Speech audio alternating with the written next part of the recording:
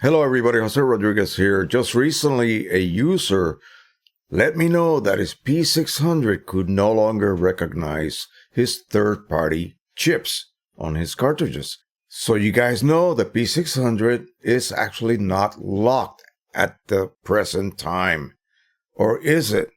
Well, he accidentally installed the wrong driver, and by that I mean the combo driver, which comes with a bunch of other utilities, and by mistake I think he activated auto update, and that ended up upgrading his firmware, and now his cartridges, or some of them at least, are seen as non-genuine. So here's how to avoid this, and then I'm going to show you what you can do in case this happens to you.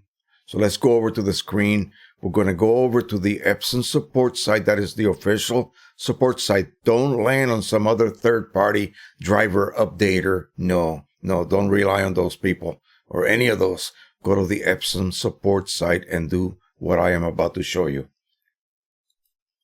So here we are, epson.com/support/SL/S. And you will land here. Go right to the support tab and printers. Enter the P600 in this case. That's what we want. Locate it. Click on it. And you will notice your first choice, and the one that's highlighted for immediate download, is the combo package. Do not download that. Please don't.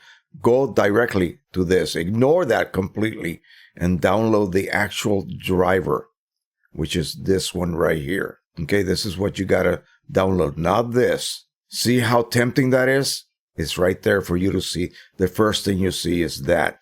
Do not, recommend it for you. Of course they want you to download that. Don't do that. Download this one and install it, and you'll be fine. Now, what happens if you end up in this situation? Well, I don't know whether you can retract or go back and install the previous driver. Heck, you don't even know which driver that was. So here's what you will have to do.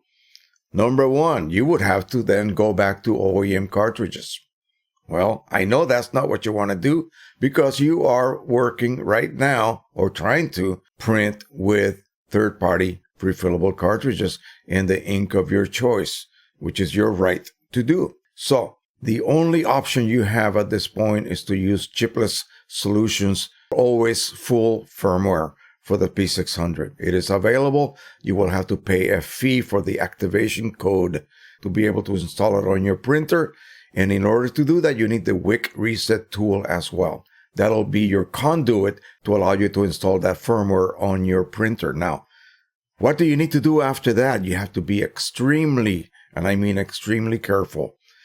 The P600 is a stationary cartridge printer. That means that the cartridges sit idle. They do not ride on the printhead. So they feed ink from the cartridge to your printhead via ink lines. They're about that long.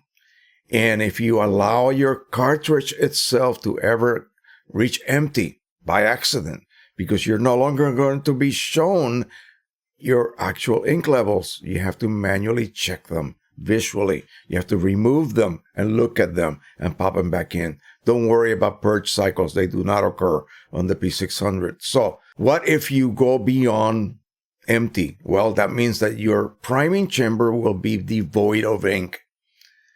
Ink can no longer flow, and all you will get is air in the ink lines. It will take massive cleaning cycles, possibly an ink recharge, and you can't even do that on your own unless you have the P600 adjustment program, which I don't even have. So there you go. So you want to avoid that like the plague.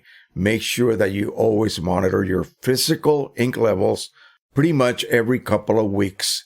Otherwise, you may run into this problem where you lose your siphon.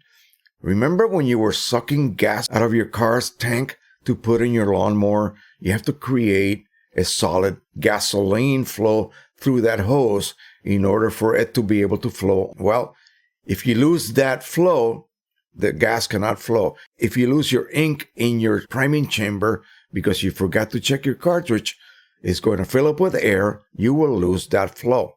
Even if you immediately top off that cartridge, you have to reprime that chamber with ink, or still air will be in the way and ink cannot go uphill on its own. It needs to have that siphon effect created. And the only way to do that is to prime the cartridge again. That will be a pain in the you-know-what to do that once you have ruptured your membrane at the bottom, the exit port of the cartridge.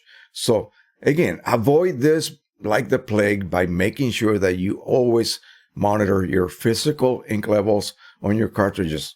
Now, how do you avoid all of these headaches? Don't ever use that combo download, and don't ever, even if you do, make darn sure that you don't actually activate auto updates. That's all I gotta tell you. If you do that, hey, you're on your own, okay? Because as you are sleeping, your printer may be being updated. It's firmware. Yes, indeed. And that's what happened to this and a couple of other folks as well with other printers. So that is it for now. I hope you please take this as advice from me. Don't use those combo packages to install drivers or whatever you are doing with your printers, okay? Only download exactly what you need.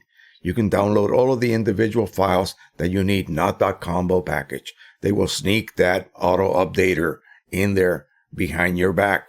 So just be aware that I told you so, okay? All right, that is it for now. Thank you so much. Don't forget to subscribe, share, and like as always, happy printing, everybody. Bye-bye.